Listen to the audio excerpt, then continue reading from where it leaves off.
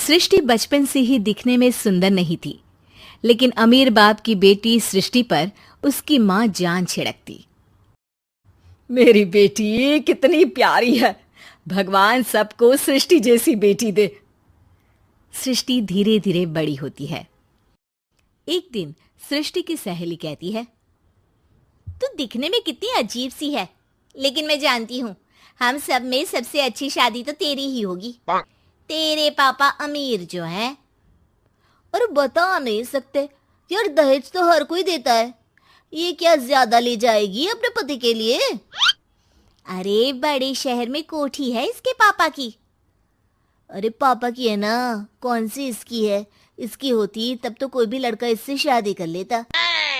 अरे पापा की मतलब पापा की है तो मेरी ही है ना?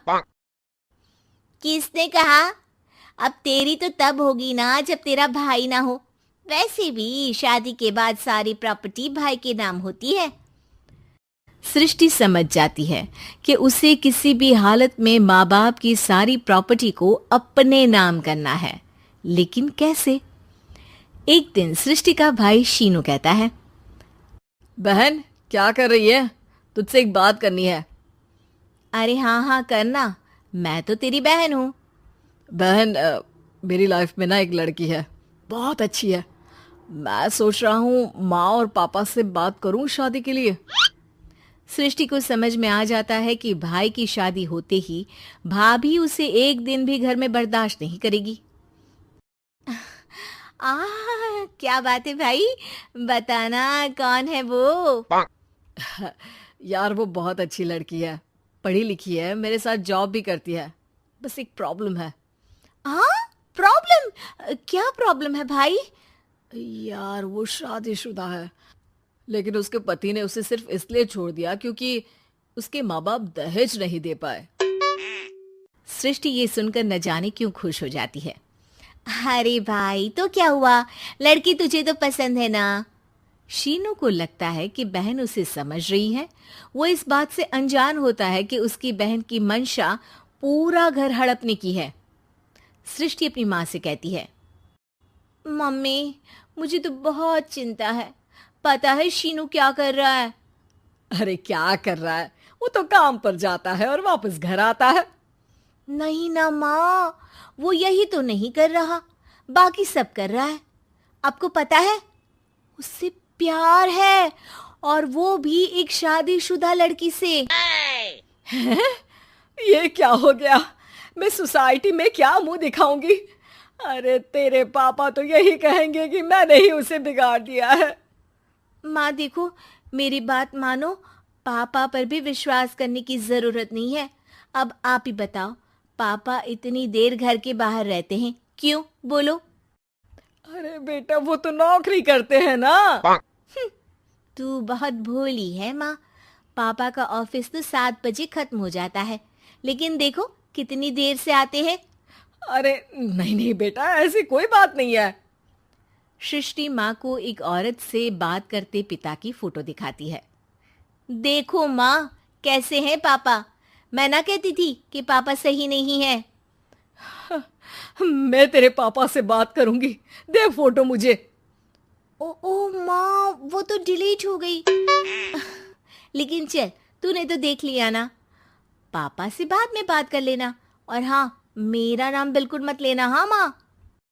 अब क्या था, सृष्टि के माँ और पिता के बीच झगड़ा होना शुरू हो जाता है।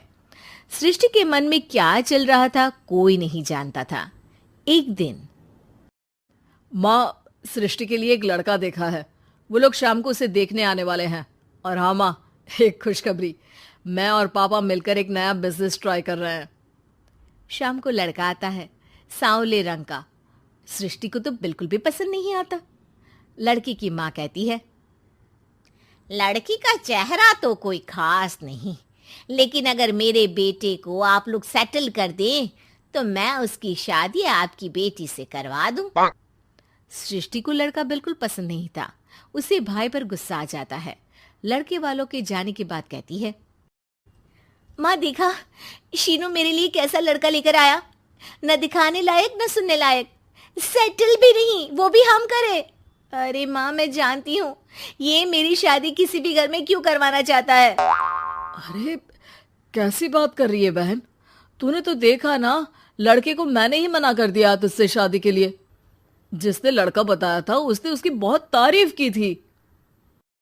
बात आई गई हो जाती है, लेकिन सृष्टि का मन शांत नहीं होता। क्या करूं, कुछ समझ में नहीं आ रहा। मेरी शादी हो गई तो ये लोग पूरी प्रॉपर्टी शीनू के नाम कर देंगे, मेरे हाथ तो कुछ लगेगा ही नहीं। तभी सृष्टि को आइडिया आता है। वो किसी वकील को फोन करती है। जी देखिए, अगर आपके मम्मी पापा का तलाक हो जाता है तो आपके पिता की आधी प्रॉपर्टी आपकी माँ के नाम हो जाएगी, फिर उसे वो किसी को भी दे सकती है। सृष्टि अब माँ को बेटे के खिलाफ भरती है। माँ, शीनू पर नजर रखा करो। वो जिस लड़की के प्यार में है ना, वो शादीशुदा है। यहाँ आएगी, सारा पैसा, रुपया, जमीन, जायदाद सब हड़प लेगी। पापा का भी हाल तुमसे छुपा नहीं है। ऐसा ना हो कि मैं और आप एक दिन सड़क पर भीख मांगे। हे भगवान, मैं तो जीते जी मर जाऊंगी अगर ऐसा हो गया तो। ऐसा हो गया नहीं माँ, ऐसा ही होगा। अभी समय है, आगे का सोच लो। मैं तो कहती हूँ पापा से आधी प्रॉपर्टी लेकर अलग हो जाओ। पापा की आधी प्रॉपर्टी भी हम लोगों को अगर मिल जाती है ना, तो अगले 7 जन्म सफल समझो।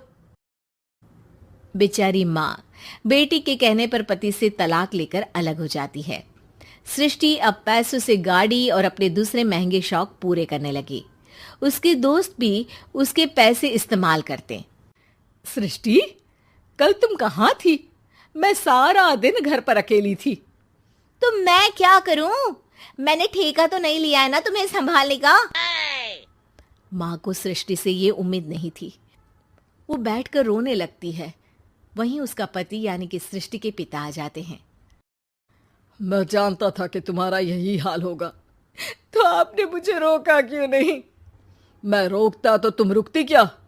सृष्टि के कहने पर तुमने मुझ पर, अपने बेटे पर शक किया, लेकिन तुम ये भूल गई कि कैसे हम दोनों ने मिलकर जीवन में इतना सब खड़ा किया। माँ पति के गले लग जाती है। मुझे माफ कर दीजिए, मैंने आपकी कमाई का एक बड़ा हिस्सा गवा दिया। कोई बात नहीं, तुम साथ हो तो मैं ऐसी 7 प्रॉपर्टी खड़ी कर दूंगा। तभी वहां सृष्टि आ जाती है रोते हुए।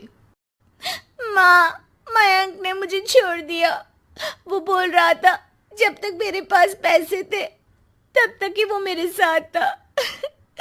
पापा, माँ, मुझे माफ कर दीजिए।